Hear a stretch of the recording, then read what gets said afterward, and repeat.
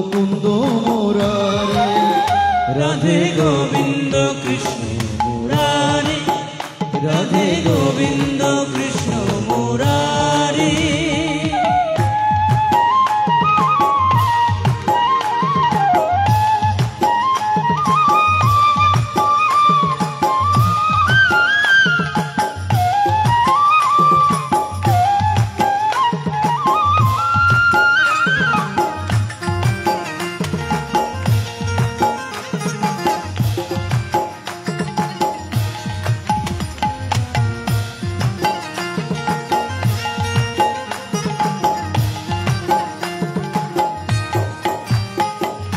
নন্দ আনন্দ রাধে গোবিন্দ, নন্দ আনন্দ রাধে গোবিন্দ, রাধে গোবিন্দ শ্যাম গোবিন্দ, রাধে গোবিন্দ শ্যাম গোবিন্দ, রাধে গোবিন্দ শ্যাম গোবিন্দ, রাধে রাধে গোবিন্দ শ্যাম গোবিন্দ। শ্যাম মুকুন্দ মুরারি, শ্যাম মুকুন্দ মুরারি। রাধে গোবিন্দ কৃষ্ণ মুরারি, রাধে গোবিন্দ কৃষ্ণ মুরারি।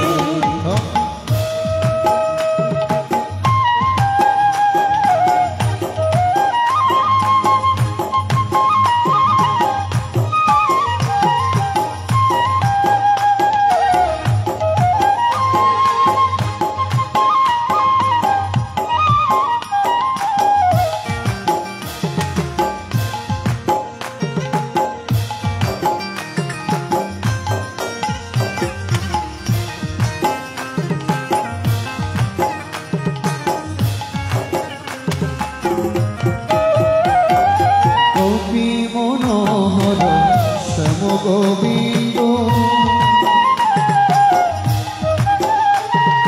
গোপী মনোহর শ্যাম গোবিন্দ, নবনীত চূড়া আনন্দ ছন্দ, নবনীত চূড়া আনন্দ ছন্দ, নবনীত চূড়া আনন্দ ছন্দ, নবনীত চূড়া আনন্দ ছন্দ।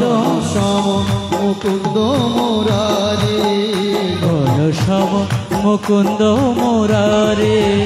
রাধে গোবিন্দ কৃষ্ণ মুরারি, রাধে গোবিন্দ কৃষ্ণ মুরারি।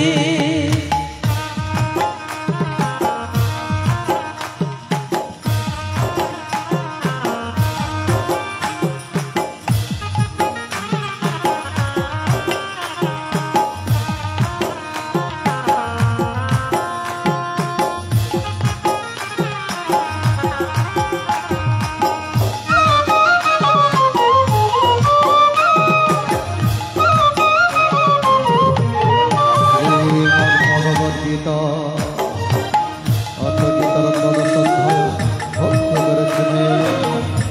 ওম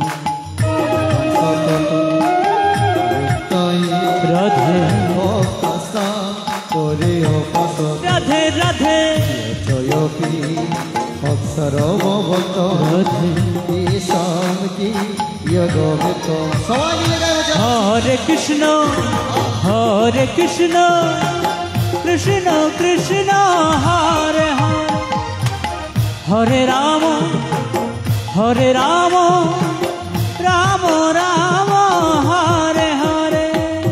আচ্ছা, যারা এখানে বসেছেন অনেকে খেয়ে বসেছেন, তো যারা খেয়ে বসেছেন তাদের এনার্জি একটু বেশি থাকবে, যারা না খেয়ে আছে তাদেরও এনার্জি কিছুটা হলেও থাকবে, ঠিক আছে? তো ভগবানকে ডাকতে হলে অটোমেটিকলি ভেতর থেকে এনার্জি চলে আসে। কেমন সবাই আমাদের সাথে একটু গাইবেন, একটু ছোট ছোট করে তালে দিয়ে।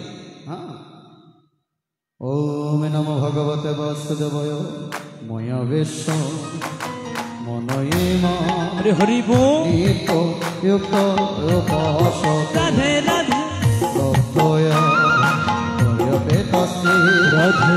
বিয়োগিত তমাম। সবাই মিলে গাই। হরে কৃষ্ণ হরে কৃষ্ণ হরি বল।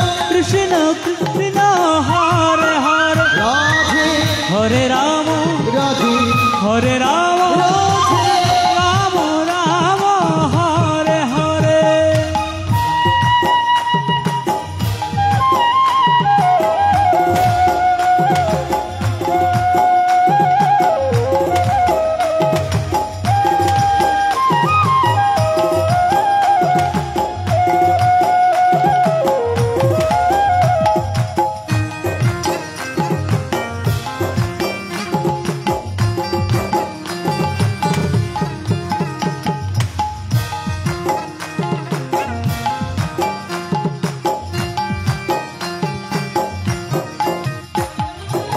জয় গোবিন্দ হরি হরি জয় বল তাই গোর হরি বল হরি মাধব দীন দয়া জয় গোবিন্দ জয় গোপাল কেশব মাধব দীন দয়াল জয় গোবিন্দ জয় গোপাল কেশব মাধব দীন দয়া জয় গোবিন্দ জয় গোপাল কেশব মাধব দীন দয়াল শ্যাম সুন্দর কনয়ালাল শ্যাম সুন্দর কনয়াল শ্যাম সুন্দর কনয়ালাল শ্যাম সুন্দর কনয়াল গিরি বড় দারে নন্দ দোলা গিরি বড় ধারে নন্দ দোলা জয় গোবিন্দ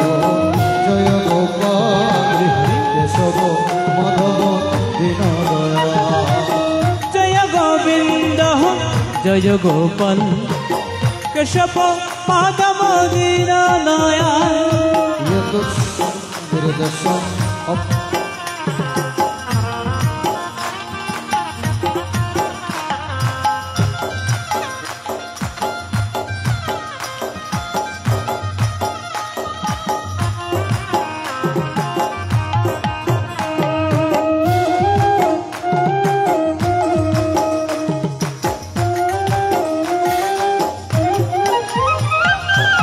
দর্শন মনির দেশ অবর্তন করিয়া পাশতি সর্বত্র গম চিহ্নিত স্নকুট স্তব চলম ধ্রুব সন্নিয়মন্দ্রিয় গ্রম সর্বত্র সমবোধয় তে পাপ্তবন্তি মমেব সর্বভূত হিতর ক্লেশ হয় অধিকতর তে সমভুক্ত সত্যচেতস অভক্তা হি গতিরে দুর্গম দেহবতি ইয়ে তো সর্বনিকরণ মই স্বর্ণ সমত করা অনন্য বয়কে নমম ধায়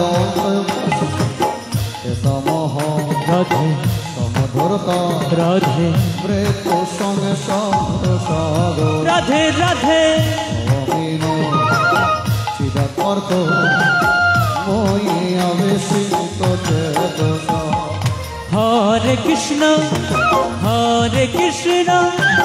কৃষ্ণ কৃষ্ণ হরে হরে হরে রাম রাম রাম হরে হরে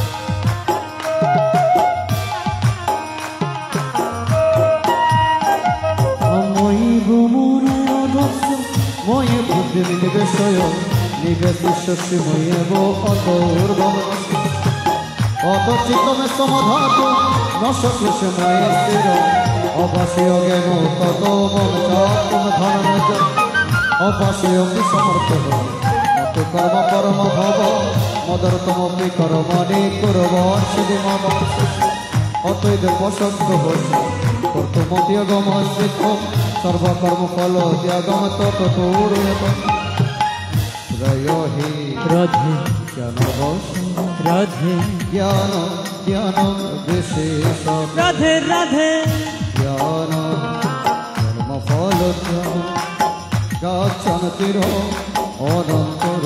সবাই গাইব যারা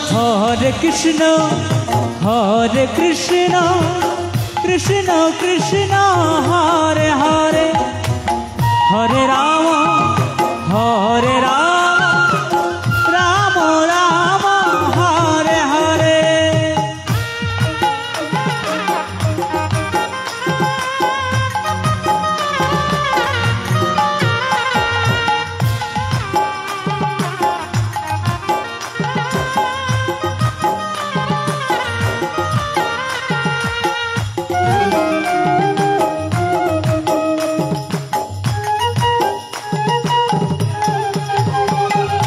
অগ্নিষ্ঠ সর্বভূতন মৈত্র করুণয় বসত নির্মমনির অহংকার সমদূত সন্তুষ্ট শতকমি হোগি তৎপথির নিশ্চয় ময়র্পিত মন বুদ্ধি ও মদভক্ত সময় ইয়স্মান নদী জন্তে লোক লোটা নদী জন্তেশ্চয় হর্ষমর্ষ ভয়ুর্ভগয় মন্তয় সতম অনপেক্ষ সুচিত উদাসীন গত্ত বেত সর্বরঙ্গ পরিত্যাগী অমোধ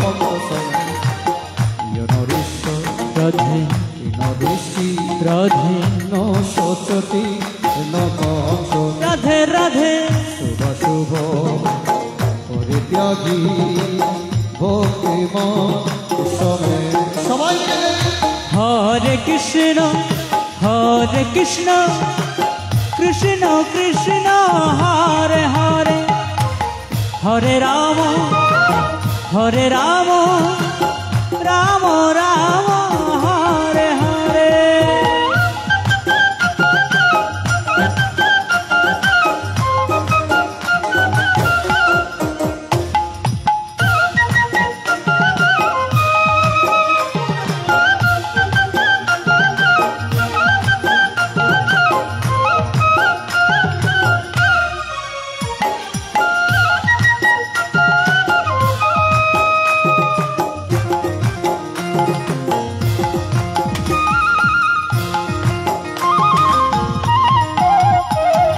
সমসূত্রে মিত্রেশ্ব তথা মনে অপমান শীতস্পৃশক দুঃখেশ সমসঙ্গ তোলনিত স্মৃতির বন্ধু সন্তুষ্ট এন জ্ঞানচি অনিকেত স্থিরর মতে ভক্তে মান ইয়ে তু রাধে ধর্মৃত মেধ রাধে তত্ত্ব পর্যপাস রাধে রাধে ধন পরম ভক্তে দেব হরে কৃষ্ণ কৃষ্ণ কৃষ্ণ হরে হরে হরে রাম রাম রাম হরে হরে।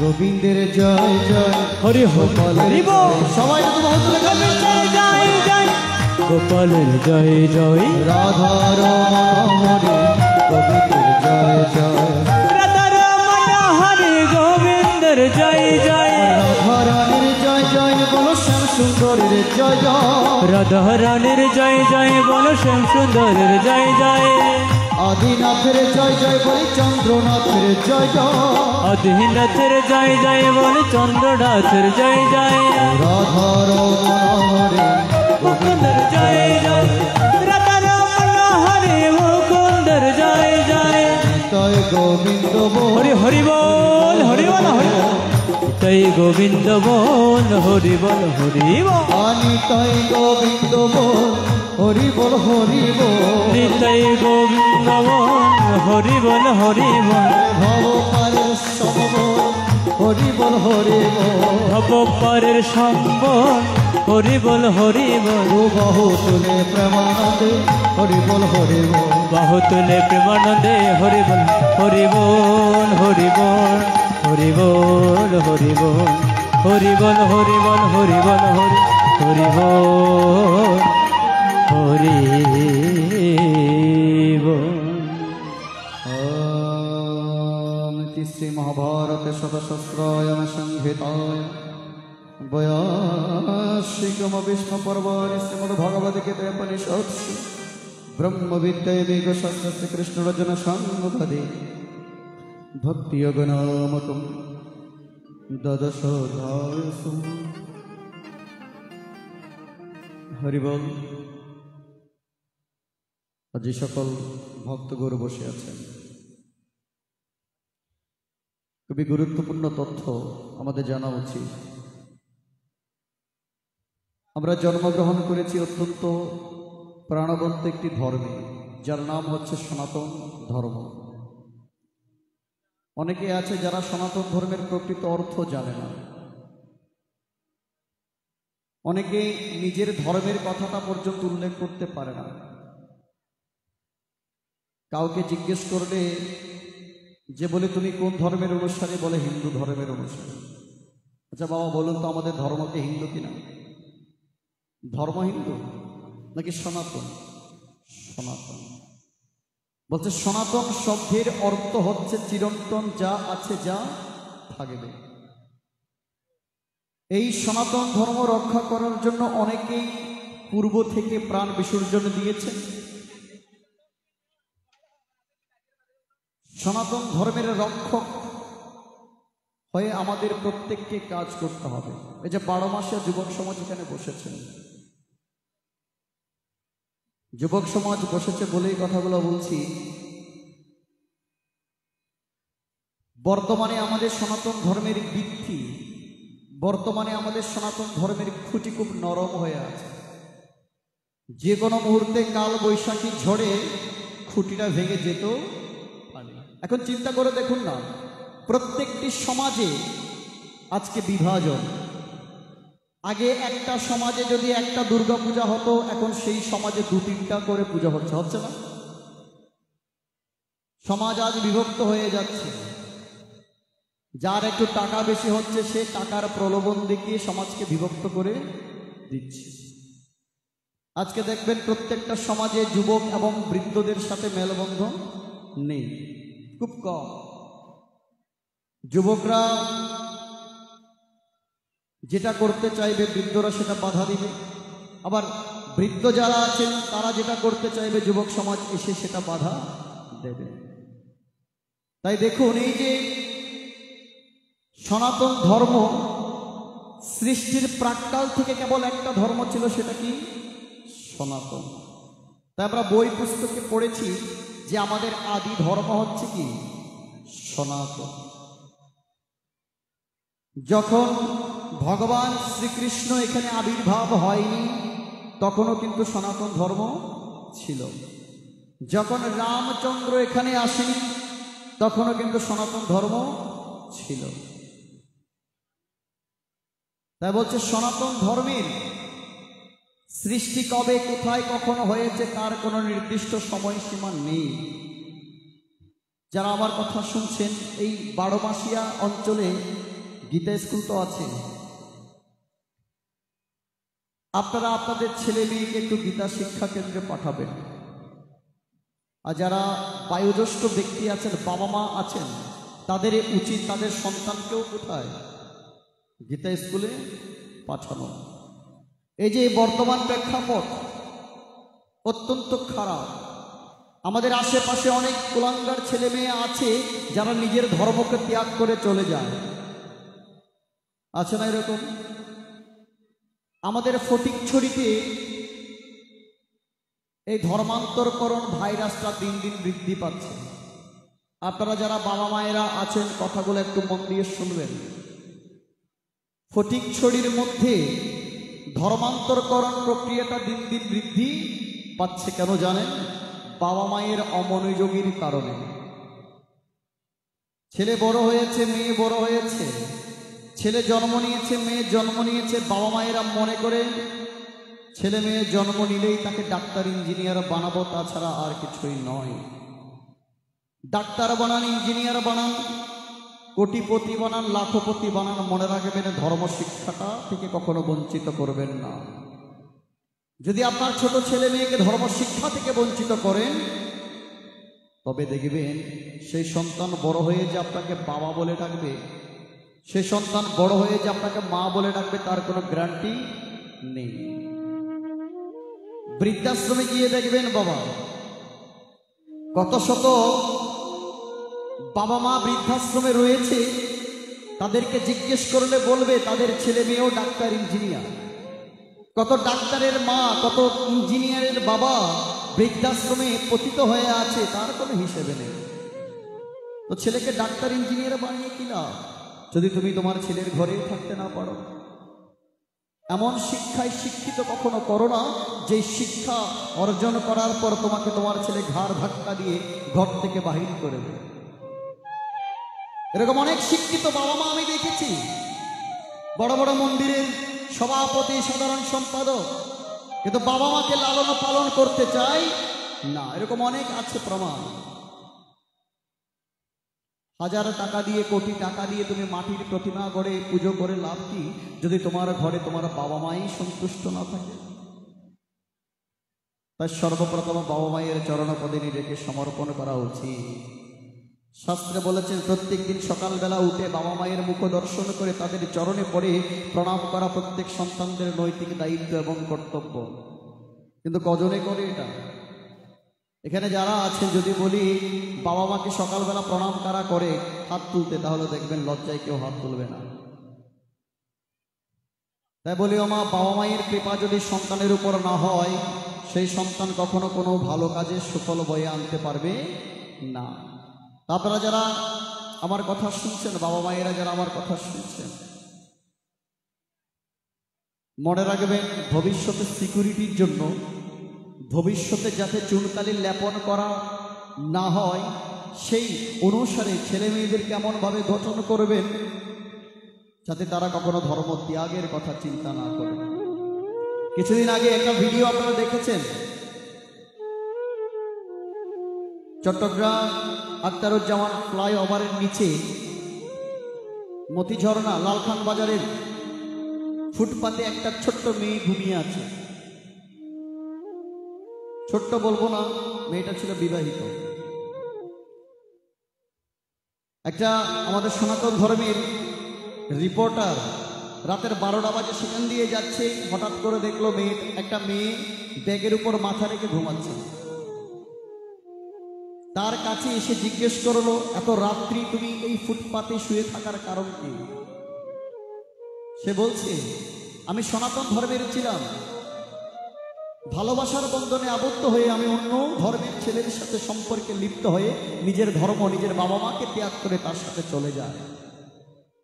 5-6 মাস আমার সংসারটা ভালো ঠিকে, এরপরে সে আমাকে ঘাট ধাক্কা দিয়ে বের করে দেয়।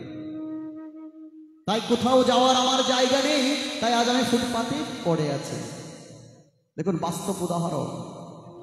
যারা সনাতন ধর্ম ত্যাগ করে অন্যের ধর্মে যায়, তারা কোথাও কখনো শান্তি পায় না, কোথাও তাদের শান্তি নেই। দেখবেন কেউ রাস্তায় গাড়ির চাকার নিচে পড়ে মারা যাচ্ছে, কেউ ফুটপাতে ভিক্ষের থালা নিয়ে ঘুরছে।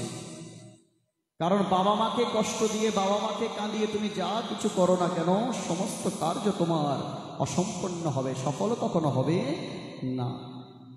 তাই আমার এই কথাগুলো যারা যুবক সমাজে শুনছেন, একটা সমাজ বর্তমানে পরিবর্তন করার যদি ক্ষমতা কারো হাতে থাকে, সেটা হচ্ছে যুবক সমাজ। যদি যুবক সমাজ জেগে না উঠে, আমি শুনেছি অনেকের কাছে আপনাদের 12 মাসিয়াতে খুব সাত্বিকভাবে দুর্গাপূজা হয় নাকি? খুব সাত্বিকতার সহিত দুর্গাপূজা হয়, আমি শুনে অত্যন্ত খুশি হলাম। যেখানে 12 মাসিয়া যুবক সমাজ অত্যন্ত অ্যাক্টিভ, সনাতন ধর্মের চর্চা করছে।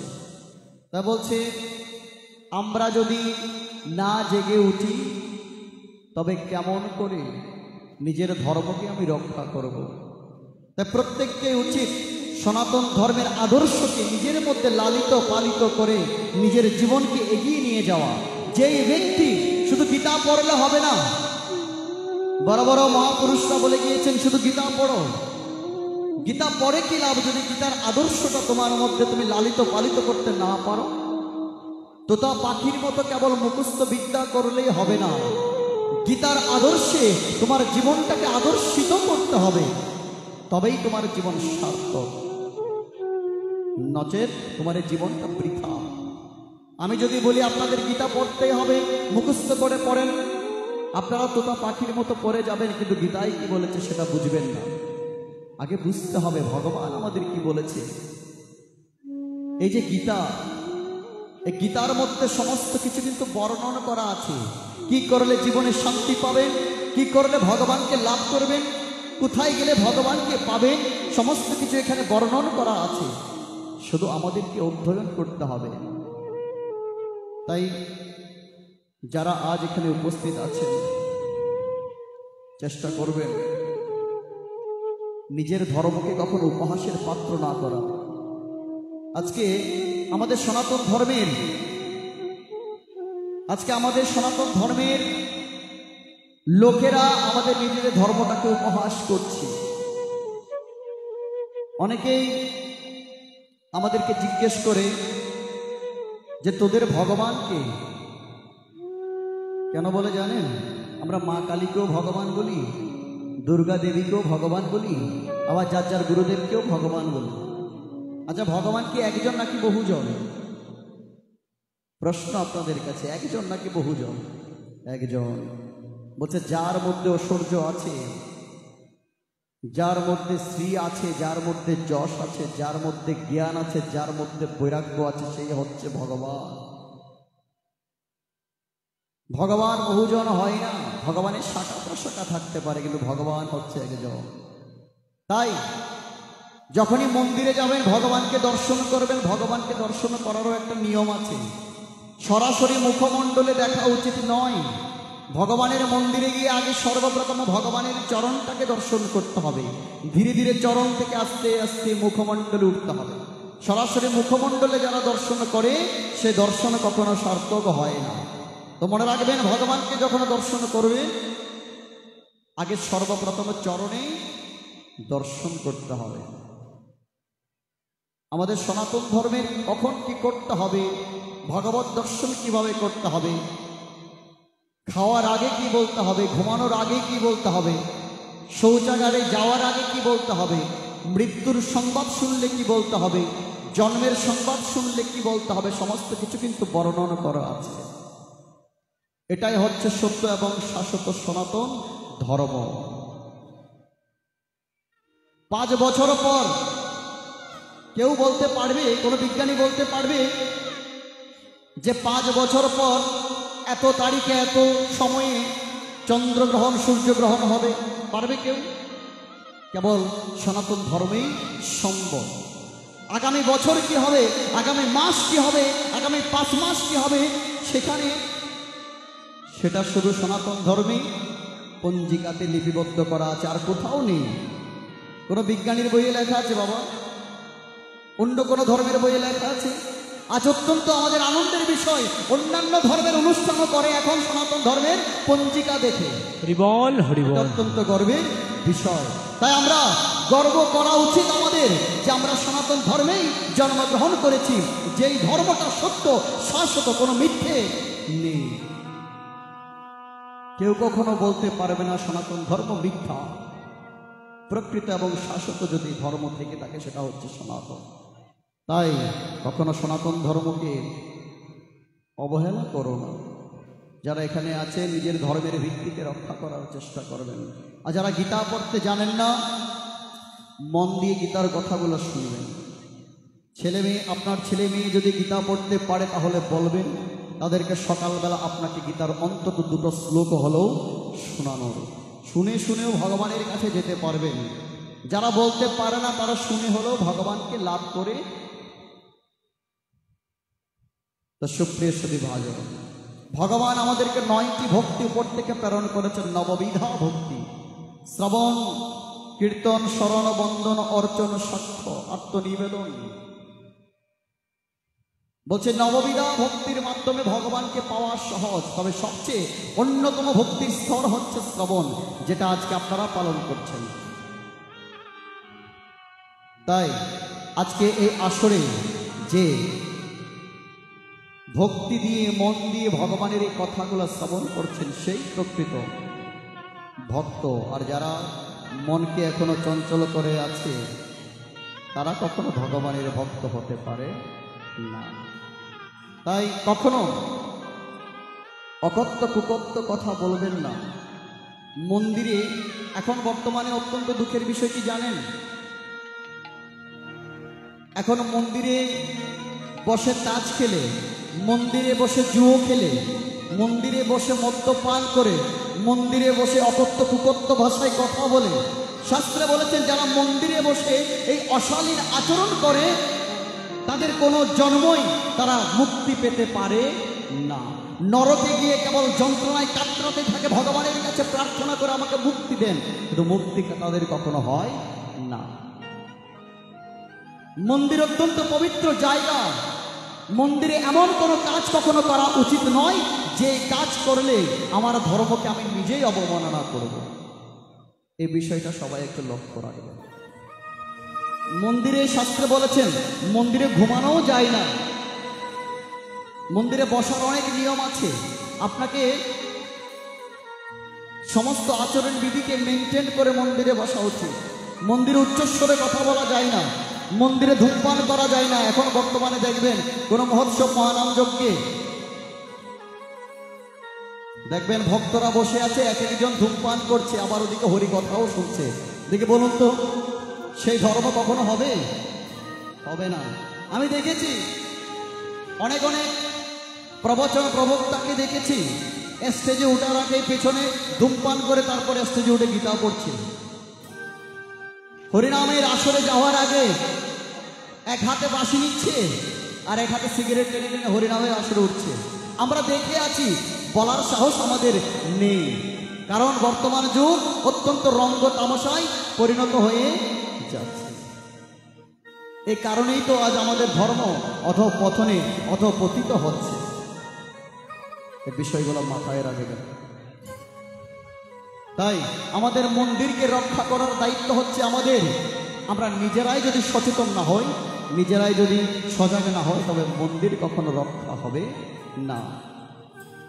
সুপ্রিয় সুধী ভাজন, অনেক কথাই বলছি, একটু চেষ্টা করবেন সেগুলো পালন করার। তাই কথা করতে একটা গানের মধ্যে বলছি, অত্যন্ত জনপ্রিয় ভজন করার চেষ্টা করছি, শুনবেন।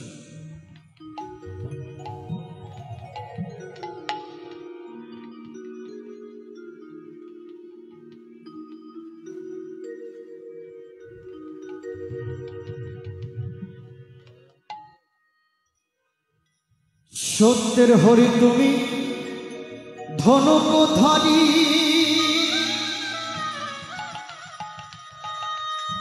তুমি বৃন্দাবন, তুমি শ্যামের বাঁশুরি।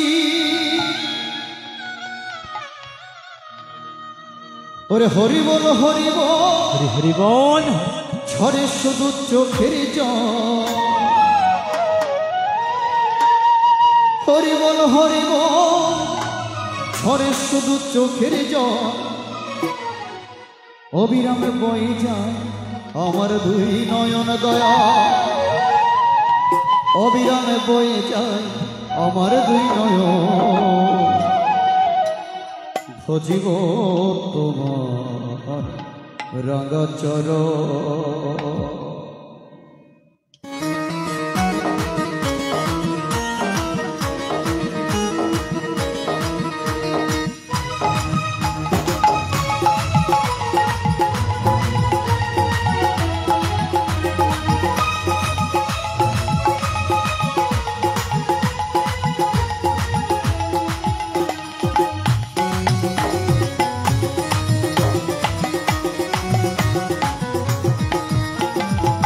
শ্রীমধুসূদন বিপদ ভঞ্জন, শ্রীমধুসূদন বিপদ ভঞ্জন, ব্রজেরি ব্রজনন্দ নারায়ণ। বুঝিব তোমার রঙ্গ চরণ দয়াল বসিব তোমার রাঙা চরণ শ্রীমধুসূদন বিপদ ভঞ্জন শ্রীমধুসূদন বিপদ ভঞ্জন ব্রজের ব্রজনন্দ নারায়ণ বসিব তোমার রাঙা চরণ দয়াল বসিব তোমার রাঙা চরণ